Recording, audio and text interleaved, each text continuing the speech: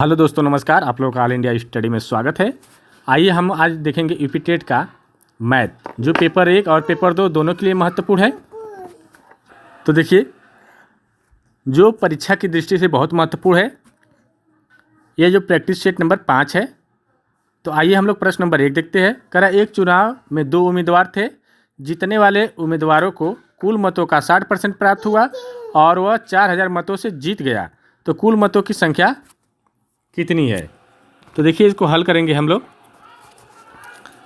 तो क्या है इसमें, मान लीजिए 100% रहा होगा, तो उसमें से 60% जो उम्मीदवार था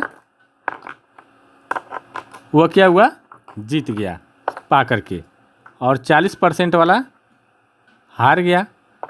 तो दोनों का अंतर कितना है? 20 का 20% का अंतर है, ठीक है ना। क्योंकि 100% है ना, तो 100% में 60% ये पाया और 40% वो पाया होगा, ठीक ना। तो 100 हो गया, तो दोनों में अंतर कितना आया? 20 का। अब 20% अंतर बराबर दिया हुआ है हमारा 4000, ठीक ना।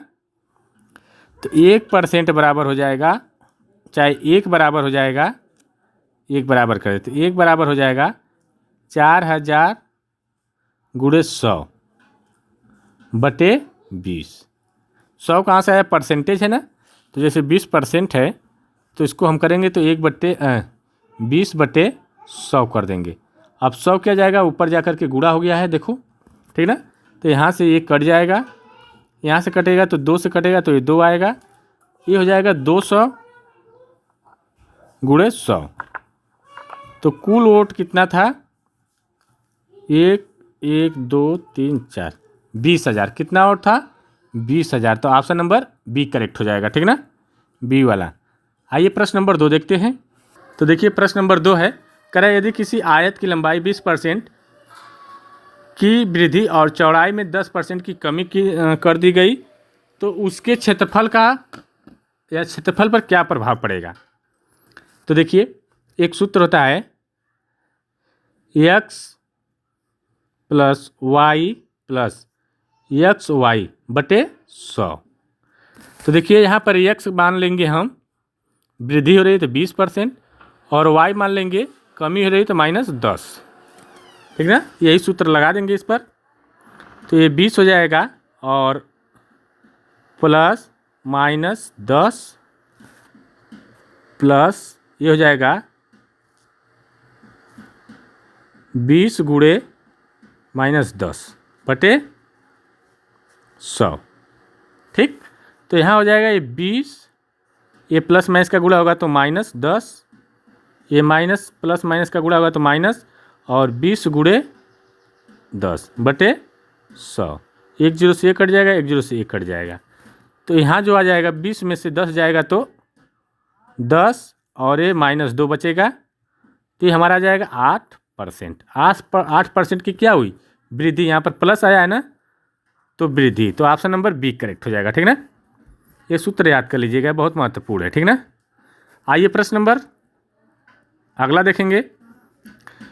एक साइकिल को 1980 में बेचने पर एक दुकानदार को 10% लाभ होता है, तो साइकिल का क्रय मूल्य क्या है?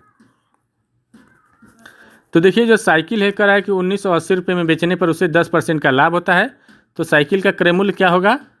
तो आइए हल करते हैं। मान लीजिए 100% रहा होगा उसका, तो जब 10% बेचा तो यह 110% हो गया, ठीक ना।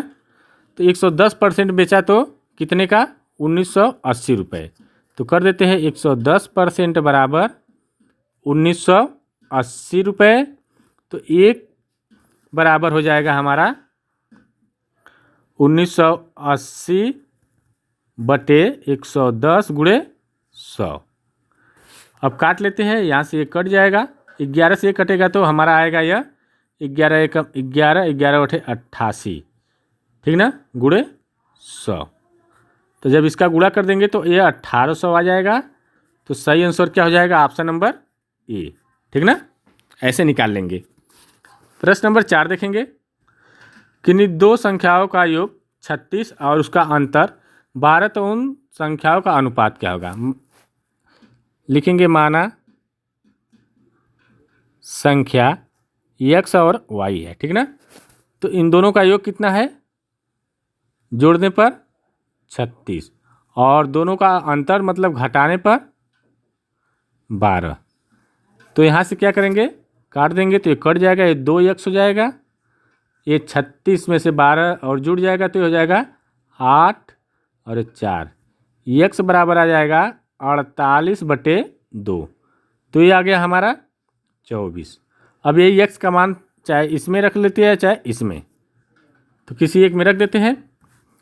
तो मान लीजिए हम इसमें रखते हैं, x की जगह हम रख देंगे, इसको मान लें समीकरण 1, ठीक। समीकरण 1 में रखते हैं तो x की जगह 24 + y बराबर 36। तो y बराबर आ जाएगा 36, ये 24 इधर जाएगा तो माइनस हो जाएगा 24, ये घट करके आ जाएगा हमारा 12। तो अनुपात कह रहा है तो x/y कर देंगे, तो x का मान 24 आया है और y का मान 12। तो यहाँ से यहाँ कट जाएगा तो 2:1। तो इसका सही जवाब हो जाएगा ऑप्शन नंबर ए, ठीक ना। आइए प्रश्न नंबर अगला देख लेते हैं, थोड़ा फास्ट चलेंगे। प्रश्न नंबर 5 है, 5 अंकों की वह छोटी से छोटी संख्या ज्ञात कीजिए जो 12, 15 और 18 से पूरी तरह कट जाए। तो देखिए 5 अंकों की जो छोटी संख्या क्या होगी, 10,000,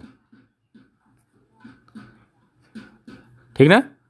अब कह रहा है कि जो 12, 15 और 18 से कट जाए, तो हम क्या करेंगे, एलसीएम निकाल लेते हैं 12, 15 और 18 का। 2 से काटेंगे तो 6 आएगा, और ये आ जाएगा हमारा 15 नहीं कटेगा, ये कटेगा तो 9 आ जाएगा। 2 से काटेंगे तो ये 3 आ जाएगा, ये 15 नहीं कटेगा और ये 3 नहीं कटेगा, अरे 9 ही रहेगा, ठीक है ना, 9 नहीं कटेगा। अब 3 से काटेंगे तो 1, 3 × 5 = 15, 3 × 3 = 9, फिर 3 से काटेंगे तो 1, 5 और 1, 5 से काटेंगे तो 1, ठीक ना। तो देखिए 5 दूना के 10, दूना के 20, 20 दूना के 20, 3 60, 60 6 36 के 18। तो ये हमारा आ गया 180। तो अब 180 से हम इसमें 1000 में भाग दे देंगे, ठीक ना। तो 180 से हम 1000 में अगर भाग देते हैं, 180 से 1000 में भाग देते हैं, अरे 1000 नहीं 10,000 में, तो पहले कितना बढ़ जाएगा, ये 18 × 5 = 90, 5 बार गया तो ये हो जाएगा 900, घट जाएगा तो ये आ जाएगा हमारा 100, ठीक ना। ये तो आ गया 100 शेषफल हो गया, ठीक ना। अगर इसमें हम 100 शेषफल में अगर 80 और जोड़ देते तो एक बार में ये कट जाता ना, कटता ना, तो 80 इसमें जोड़ दीजिए, 08010, ठीक ना, 10,080 हो जाएगा, ठीक ना। तो ऑप्शन नंबर 1 करेक्ट हो जाएगा। आइए प्रश्न नंबर अगला देखते हैं। अगर घटाएंगे ना, अगर 100 घटाते ना, तो इसमें से तो 4 अंक में आ जाता है। जब 4 अंक में आ जाता है तो यहाँ पर 5 अंकों का पूछा है, इसलिए, ठीक ना, जोड़ना पड़ा है। अगला क्वेश्चन देखेंगे, यदि A/B बराबर 2/3 और B/C बराबर 4/5, तो ABC का जो अनुपात में है उसको बताना है। तो हम लिखेंगे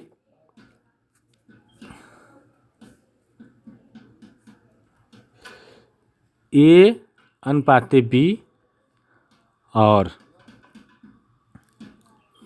एक होता है B/C, ऐसे होता है ना। तो लाइए हम इस तरह लिख लेते हैं, A/B/C, ठीक ना। तो A का मान कितना है 2, यहाँ देखिए 2, और B का कितना है 3, फिर यहाँ देखिए B का क्या है 4, और C का कितना है 5। बस यहाँ पर जो खाली स्थान है यहाँ पर हम क्या करेंगे 3 लिख देंगे, और यहाँ पर खाली स्थान है तो 4 वाले की जो संख्या इसके आगे है वो रख देंगे इसके जो पीछे ए वाली। तो 4 दूनी की 8 हो जाएगा, अनुपाते 4 तिहाई 12, अनुपाते 5 तिहाई 15। तो ये हमारा सही आंसर क्या हो जाएगा 8/12/15। ऑप्शन नंबर 1 करेक्ट हो जाएगा, सॉरी बी करेक्ट हो जाएगा, ठीक ना। आइए प्रश्न नंबर अगला देखते हैं। कह रहा है कि 200 मीटर लंबी एक रेलगाड़ी 72 किलोमीटर प्रति घंटा की चाल से एक बिजली के खम्भे को कितने समय सेकेंड में पार करेगी। तो देखिए सूत्र होता है, समय पूछ रहा है ना, तो समय बराबर होता है दूरी बटे चाल, ठीक ना। तो देखिए यहाँ पर कह रहा है कि 72 किलोमीटर प्रति घंटा है और ये मीटर में दिया है, किलोमीटर में दिया है, तो इसको पहले मीटर में करेंगे, ठीक ना, मीटर प्रति सेकेंड में। तो 72 को हम क्या करेंगे, 72 गुणे 5/18, एक होता है 5/18 से गुणा कर देंगे तो मीटर प्रति सेकेंड में आ जाएगा। तो यहाँ से 18×5 = 90, 18×4 = 72, तो ये आ जाएगा हमारा 20 मीटर प्रति सेकेंड। तो यही रख देंगे। दूरी कितनी है, मान लीजिए लंबाई इतना है, तो यही दूरी हो जाएगी, तो 200 और 20, जो चाल है 20, तो यहाँ से कट जाएगा, यहाँ से कटेगा, तो ये हो जाएगा हमारा 10 मीटर प्रति सेकेंड, ठीक है ना। तो ऑप्शन नंबर 1 करेक्ट हो जाएगा इसका। आइए प्रश्न नंबर अगला देख लेते हैं। प्रश्न नंबर 8 है, यदि एक शिक्षार्थी को संख्याओं और परिकलन में समस्या हो रही है तो उनमें असमर्थता हो सकती है जिसका नाम है। देखिए संख्याओं में जब होगी तो वो क्या होगा, संख्या में दिक्कत होगी, गणना में दिक्कत होगी, जोड़ घटाने में दिक्कत होगी, तो क्या कहलाएगा, डिसकैलकुलिया, ठीक ना। तो ऑप्शन नंबर बी करेक्ट हो जाएगा। प्रश्न नंबर 9 देखेंगे, करा है ये 9 है, ठीक ना। 10 सेमी त्रिज्या वाले एक वृत्त की एक जीवा केंद्र से 6 सेमी दूरी पर, तो उसकी जीवा की लंबाई ज्ञात कीजिए। तो मान लीजिए यह वृत्त है, यहाँ से एक केंद्र है और यहाँ एक जीवा है, ठीक ना। तो यहाँ से जो इसकी जो यहाँ से 6 सेमी इसकी लंबाई बताया है और यह जो त्रिज्या है 10 सेंटीमीटर है। तो देखिए सूत्र क्या बन रहा है, कर्ण का स्क्वायर होता है बराबर लंब का स्क्वायर प्लस आधार का स्क्वायर, ठीक ना। तो कर्ण हमारा 10 का स्क्वायर हो जाएगा तो 100 हो जाएगा, बराबर लंब का जो स्क्वायर होगा 6 का 36 और आधार का स्क्वायर, तो यह जो हो जाएगा ये 36 इधर आएगा, तो 100 - 36 बराबर आधार का स्क्वायर। तो आधार बराबर हो जाएगा अंडर रूट, जो स्क्वायर है जब उधर जाएगा तो यह अंडर रूट में हो जाएगा, ठीक ना, 64। तो ये हो जाएगा 8, इसका वर्गमूल 8 होता है। तो यहाँ से यहाँ तक की दूरी कितना है, 8, तो ये भी दूरी कितना होगी 8, तो 2 से गुणा कर देंगे तो हो जाएगा 16। तो इसका सही जवाब हो जाएगा ऑप्शन नंबर सी, ठीक ना। आइए प्रश्न नंबर अगला देख लेते हैं। प्रश्न नंबर 9 है,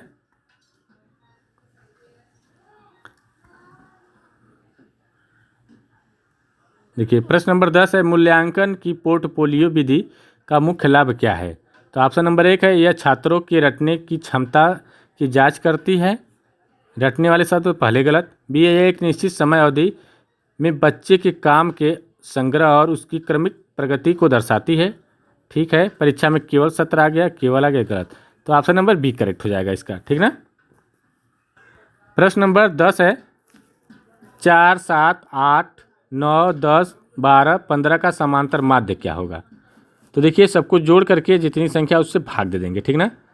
4 + 7 + 8 + 9 + 10 + 12 + 15 बटे कितनी संख्या, 1, 2, 3, 4, 5, 6, 7, 7। तो इसको जोड़ लेते हैं, तो जोड़ने पर हमारा कुल कितना आएगा,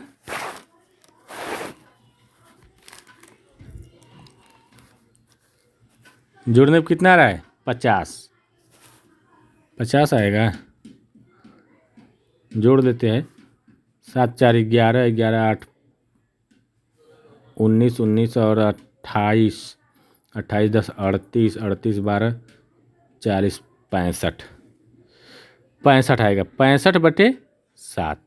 तो 7, 7, 49, 7, 9, 63 और बचा 2, 7, 2, 9 के 14, 7, 4 को 28। तो ये आ जाएगा ऑप्शन नंबर बी, ठीक ना। आइए अगला क्वेश्चन देख लेते हैं। गणित की पाठ्य पुस्तक में विभिन्न विषयों में शामिल अभ्यास समय खंड का मुख्य उद्देश्य क्या है। तो देखिए ऑप्शन नंबर 1 है, छात्रों में मज़े और मनोरंजन प्रदान करना, नहीं।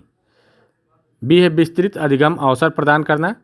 दैनिक दिनचर्या में बदलना या बदलाव करना है, समय की बर्बादी को रोकना। तो देखिए क्या हो जाएगा इसका सही आंसर। तो दो हो जाएगा विस्तृत अधिगम अवसर प्रदान करना, ऑप्शन नंबर बी करेक्ट हो जाएगा, ठीक ना। तो टोटल 11 क्वेश्चन थे। आज की जो प्रैक्टिस से थी थोड़ा फास्ट पढ़ाए, जो नहीं समझ में आएगा आप लोग कमेंट बॉक्स में बताइएगा, कल फिर उसी क्वेश्चन को हम रिपीट कर देंगे। तो मिलते हैं अगले वीडियो में, तब तक के लिए नमस्कार।